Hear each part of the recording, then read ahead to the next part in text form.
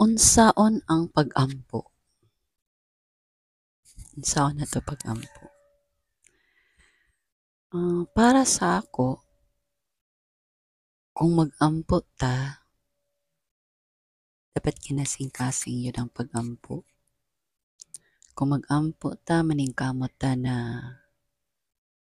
maka-focus ta sa atong pag-ampo. Kay aron dunggon ta sa Ginoo. Pero sa tinuod lang, kini kung mag-ampo ta,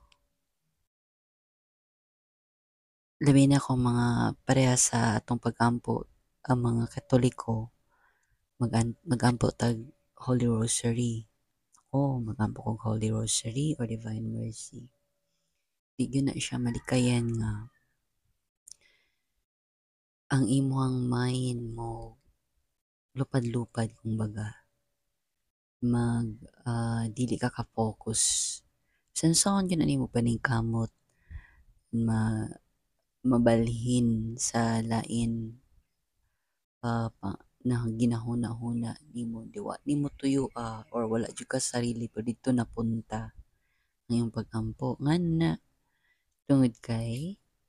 ang yawa maningkamot ang yun na siya nga i-distract jud ta sa atong pag-ampo maningkamot siya na dili ta maka-concentrate sa atong pag-ampo kay aron dili ni makuno mabalid pero ang nakanindot ana na tungod kay naatay pagpaningkamot sa pag-ampo o sa pagsakripisyo sama sa pagsakripisyo sa paghatag og panahon aron ta maka rosaryo or maka divine mercy or makaadto ta sa simbahan dawaton gyapon na sa Ginoo siya kay ningkamot man kita na mag-concentrate sa atong pag-ampo o pagsimba niya mo na iya gyapon na siyang dawaton mo na ang nakaanindot ana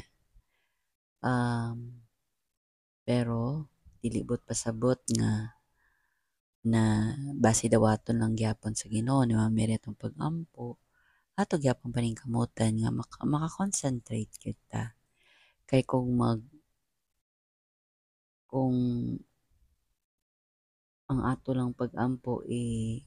lip service lang kumbaga na-memorize naman nimo ang pag-ampo or nato ang pag-ampo